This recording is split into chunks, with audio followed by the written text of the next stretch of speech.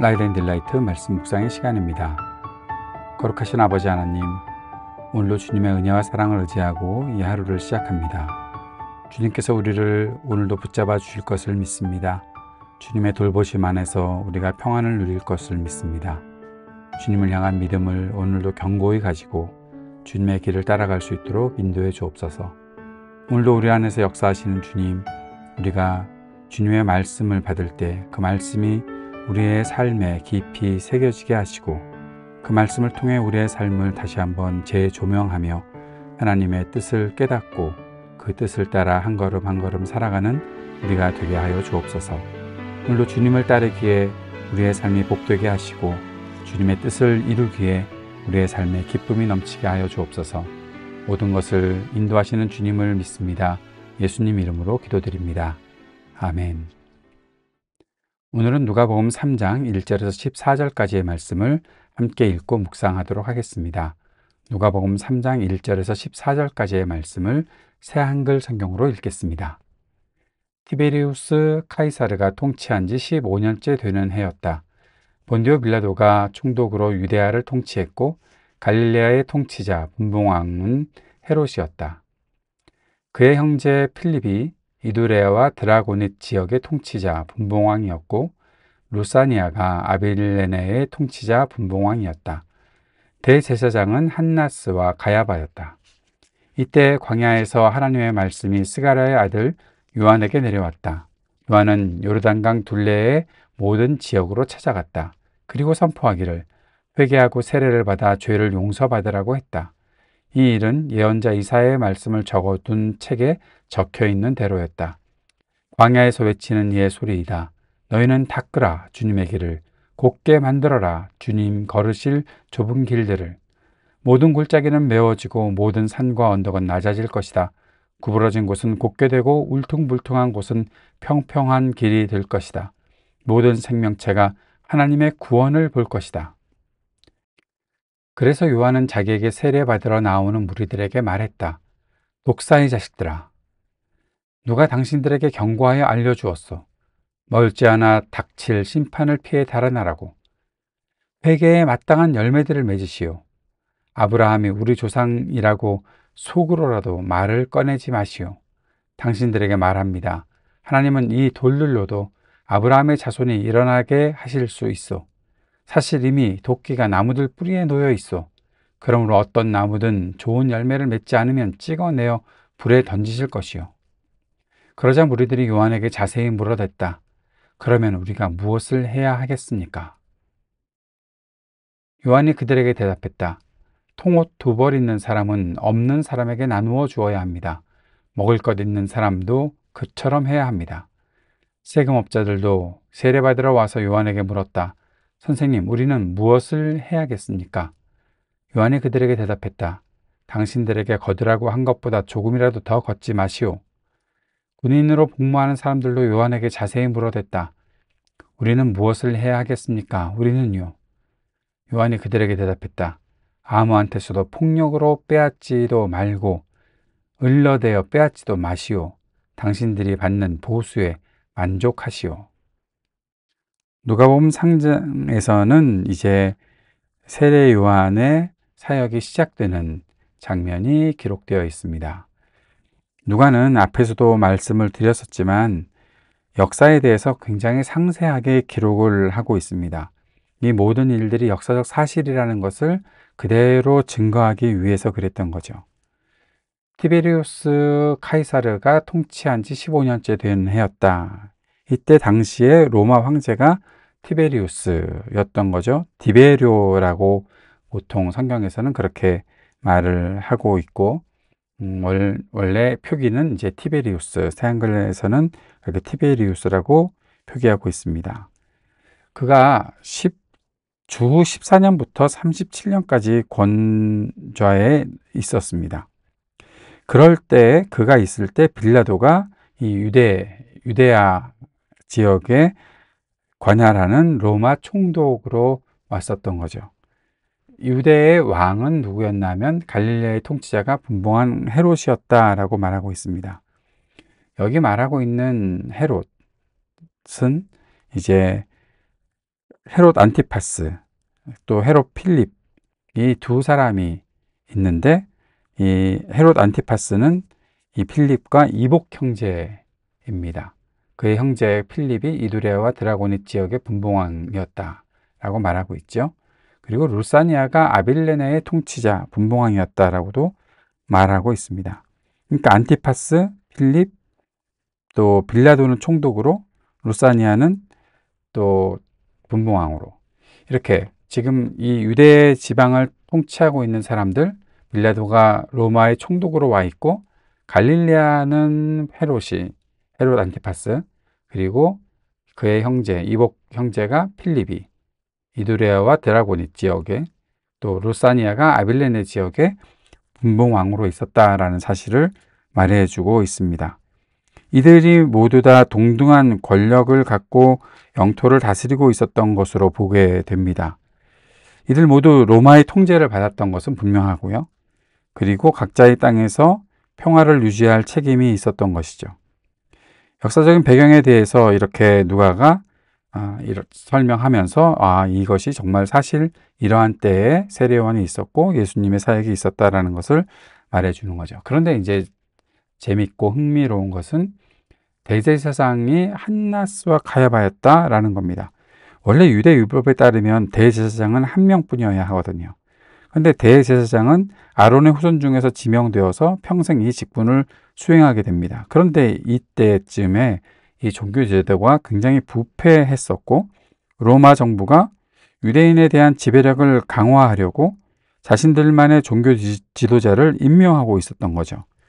로마 당국이 유대인들이 지명한 대제사장 한나스를 퇴출시켰던 것이고, 그의 사위 가야바를 그 대제사장 자리에 앉힌 것이 분명합니다. 그런데 한나스가 그 대제사장의 칭호를 유지하고 있었던 거죠. 대제사장도 권력의 상당 부분을 유지했을 것이고요. 유대인은 대제사장의 지위가 평생 간다고 믿었고, 그래서 한나스를 계속 자신들의 대제사장으로 불렀기 때문에 그때의 대제사장이 한나스와 가야바가 같이 있었다라는 그 당시 종교 상황이 어떠했는지를 우리들에게 보여주는 배경이 여기에 있습니다. 이러한 때에 이제 요한이 광야에 나와서 자신의 사역을 시작하고 있고, 그가 요르단강 둘레의 모든 지역을 다니면서 회개하고 세례를 받으라, 죄를 용서받으라 라고 말하는 회개의 세례를 선포하였던 것입니다. 그러면서 그가 가졌던, 그에게 주어졌던 그의 사역의 길들, 바로 주님이 메시아가 오실 그 길을 닦는, 그 길을 준비하는 일을 하고 있는 것이었죠. 이것이 이사야 예언서에 기록되어 있는 대로 그대로 세례 요한이 사역을 하고 있었던 것을 보게 됩니다. 너희는 닦으라, 주님의 길을 곧게 만들어라, 주님 걸어가실 좁은 길, 그 말씀을 전하면서 특별히 6절에 우리가 초점을 맞추는데, 모든 생명체가 하나님의 구원을 볼 것이다 라는 그 말씀을 전하고 있습니다. 왜 모든 생명체가 중요한가 하면, 누가가 유대인이 아닌 청중들에게 이 복음서를 쓰고 있기 때문에, 이사야서에서도 마찬가지로 나타난 것처럼 구원이 유대인만이 아니라 모든 사람, 모든 육체, 모든 생명체에 관한 것이다 라고 선언하는 것이죠. 이것은 굉장히 중요한 일입니다. 그 뒤에 이제 우리가 오늘 본문 읽고 난 이후에 예수님의 족보가 거꾸로 올라가는 족보가 쭉 올라가는데, 그것도 보면 우리가 누가가 어떤 의도로 이 복음서를 쓰고 있는지를 보게 되는 거죠. 여기서 한 가지만 더 보겠습니다. 세례를 받아 죄 용서를 받으라, 회개하고 세례를 받아 죄 용서 받으라 라는 세례 요한의 선포가 있었고, 그 후에도 회개에 합당한 열매들을 맺으라 라고 8절에 말하고 있는 거죠. 죄 사함을 받게 하는 회개, 이것을 우리가 좀 더 생각해야 할 것입니다. 이 회개라는 것이 죄에서 돌아서는 것입니다. 예수님을 따른다, 내가 예수님을 믿는다 라고 하면서 하나님께서 원하시는 대로 살지 않으면 안 된다는 거죠. 말로만 내가 죄를 회개했습니다, 그거 아닙니다. 회개의 진정한 의미는 자신이 살아온 방식을 바꿔야 하는 겁니다. 내가 단지 종교적인 어떤 의식으로 예배에 나와서 내가 회개했는데 회개의 기도를 드렸는데 그게 아니라 그대로 살아야 한다는 것을 말하는 거죠. 회개에 합당한, 회개에 마땅한 열매들을 맺으라. 그렇지 않으면 아브라함의 조상이라고 하지 말아라. 하나님께서 그렇게 쓸데없는 말을 하는 사람들, 살진 않으면서 그냥 말로만 아브라함의 우리 조상, 내가 아브라함의 자손, 그렇게 말하지 말아라. 하나님은 돌들도 아브라함의 자손이라고 할 수 있다라는 거. 여호수아기 우리가 묵상할 때 돌 앞에서 그 맹세하고 이 돌을 증거물로 삼으라고 했던 거 기억나십니까? 헛된 말들이 얼마나 쓸데없는 말들인가. 그런데 하나님께서는 그 돌들도 듣게 하시고 그 돌들도 아브라함의 자손으로 일어나게 할 수 있겠다라는 말을 세례요한도 하고 있는 거죠. 어떤 나무든 좋은 열매를 맺지 않으면 찍어내어 불에 던지실 것이다 라고 아주 강력하게 말하고 있습니다. 부패한 사회에서 부패한 삶을 살고 있는 이들에게 독사의 자식들아, 심판을 피해 달아날 생각하지 말아라. 회개하고 그 회개에 마땅한 합당한 열매를 맺으라 라고 선언했던 거죠. 어떻게 반응해야 되겠습니까? 이렇게 반응해야죠. 그러면 우리가 무엇을 해야 하겠습니까? 지금 너 세례 받았다, 회개했다, 내 기도 드렸다, 하나님이 나를 용서해 주시겠지가 아니라, 그러면 우리가 무엇을 해야겠습니까? 내가 무엇을 해야겠습니까? 묻는 것, 그게 마땅한 것이죠. 여러분, 이렇게 주님께 여쭈어야 합니다. 주님, 제가 무엇을 하여야 하겠습니까? 세례요한은 여기에 아주 구체적으로 대답하고 있습니다. 세 부류의 사람들이라고 볼 수도 있고 세 가지 명령이라고 볼 수도 있겠는데, 첫째는 당신의 소유를 그것이 필요한 사람들과 나누라 라는 것입니다.